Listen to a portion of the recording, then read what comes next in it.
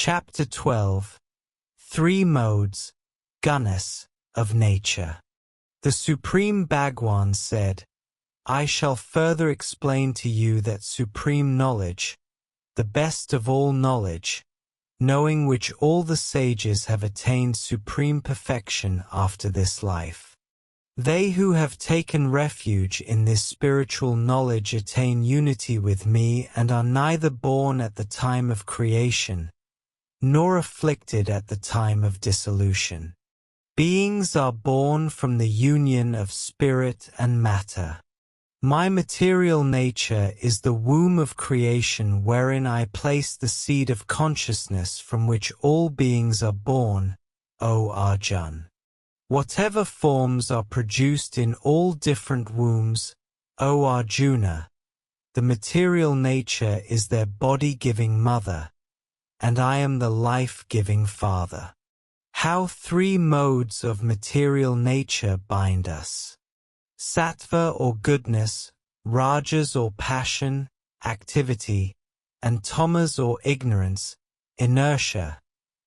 These three modes, rup, gunas, of material nature, prakriti, fetter the eternal individual soul to the body, O Arjun. Of these, the mode of goodness is illuminating and good because it is pure. It fetters the living entity by attachment to happiness and knowledge, O sinless Arjun. Know that the mode of passion is characterized by intense craving and is the source of desire and attachment. It binds the living entity by attachment to the fruits of work. Know, O Arjun, that the mode of ignorance, the deluder of living entity, is born of inertia. It binds the living entity by carelessness, laziness, and excessive sleep. O Arjun, the mode of goodness attaches one to happiness, of learning and knowing the eternal being. The mode of passion attaches to intense action, and the mode of ignorance attaches to inaction, laziness by covering self-knowledge. Characteristics of three modes of nature. Goodness prevails by suppressing passion and ignorance. Passion prevails by suppressing goodness and ignorance prevails by suppressing goodness and passion, O Arjun. When the light of self-knowledge illuminates all the senses in the body, then it should be known that goodness is predominant. O Arjun, when passion is predominant, greed, activity, undertaking of selfish work, restlessness, excitement, etc. arise.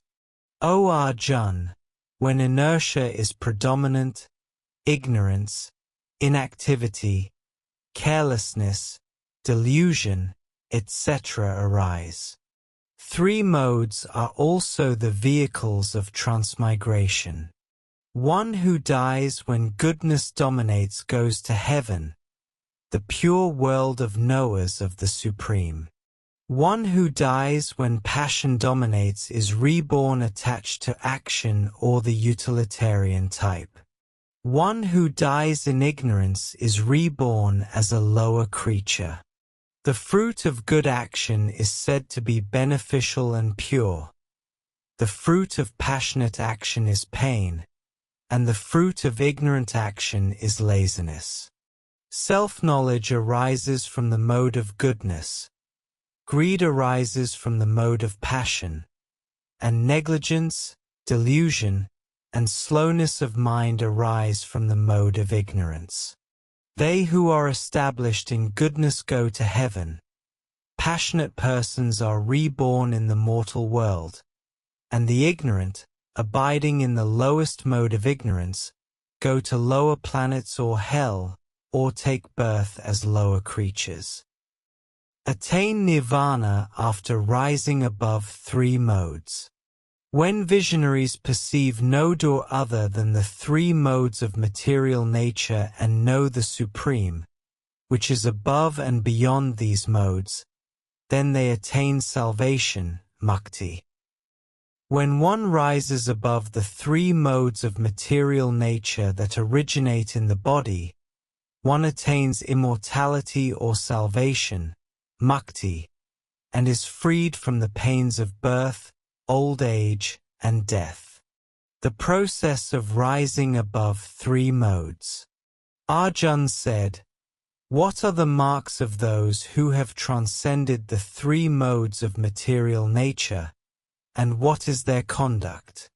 How does one transcend these three modes of material nature, O Bhagwan Krishna ji?"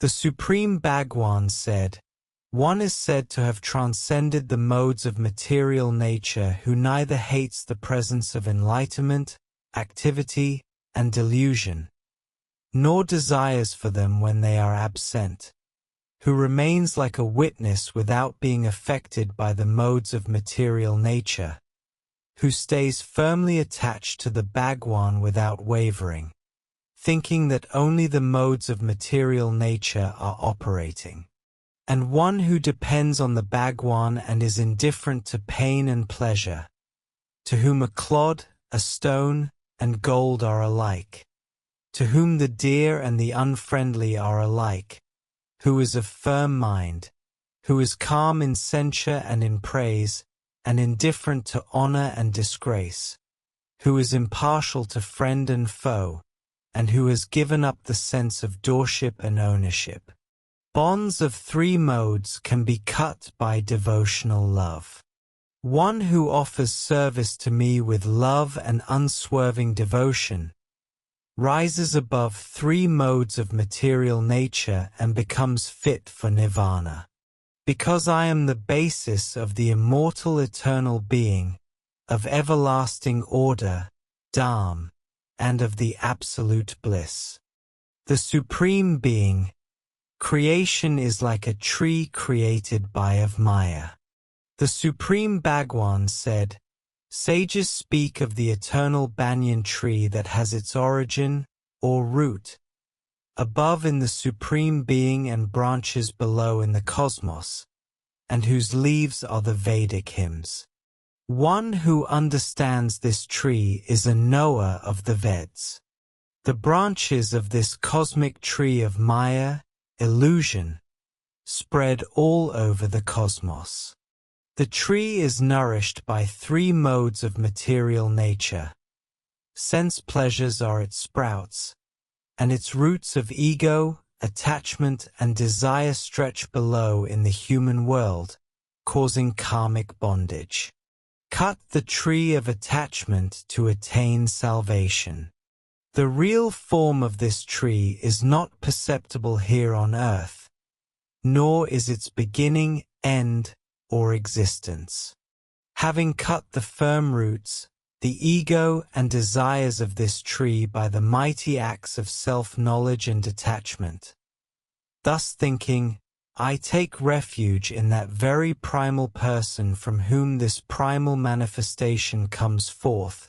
Seek that supreme abode from where one does not come back to the mortal world again. The wise reach that eternal goal, who are free from pride and delusion, who have conquered the evil of attachment, who constantly dwell in the Supreme Self with all desires completely stilled, and who are free from dualities of pleasure and pain. The sun does not illumine my supreme abode, nor does the moon, nor the fire. Having reached their people attain permanent liberation, mukti, and do not come back to this temporal world again. The embodied soul is the enjoyer. The eternal individual soul in the body of living beings is, indeed, my integral part. It associates with the 6 sensory faculties of perception, including the mind, and activates them.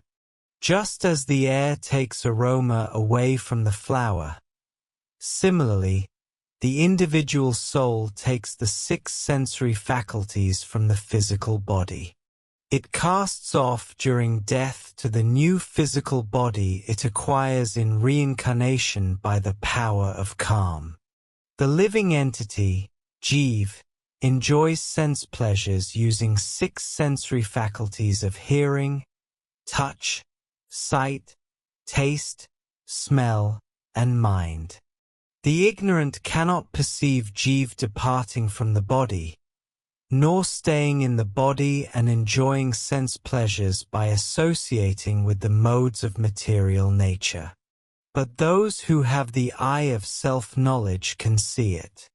The yogis, striving for perfection, behold the living entity, Jeev, abiding in their inner psyche as consciousness. But the ignorant and those whose inner psyche is not pure, even though striving, do not perceive him. Spirit is the essence of everything. Know that light energy to be mine that comes from the sun and illumines the whole world and is in the moon and in fire. The light of the sun is a reflection of his radiance. The knowers of the Supreme Being visualize everywhere, in themselves, in every human being, and in the whole universe, that supreme cluster of light which is the source of the visible world.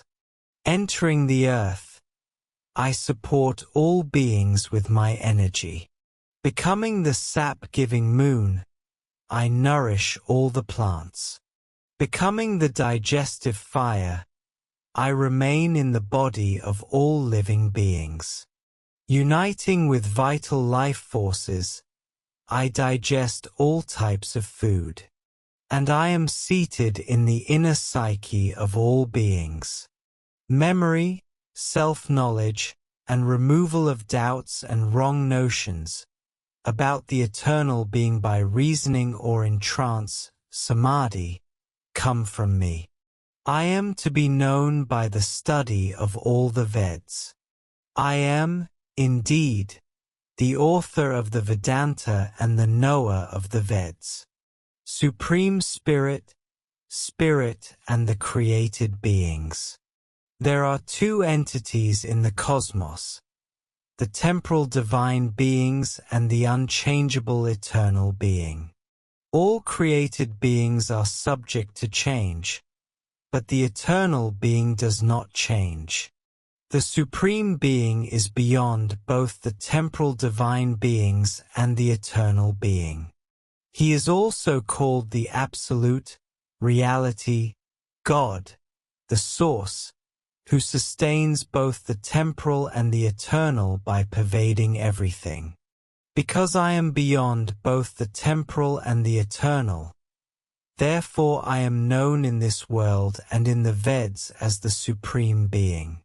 The wise, who truly understand me as the Supreme Being, know everything and worship me wholeheartedly, O Arjun. Thus, I have explained this most secret science of self-knowledge, O sinless Arjun. Having understood this, one becomes enlightened. One's all duties are accomplished, and the goal of human life is achieved, O Arjun.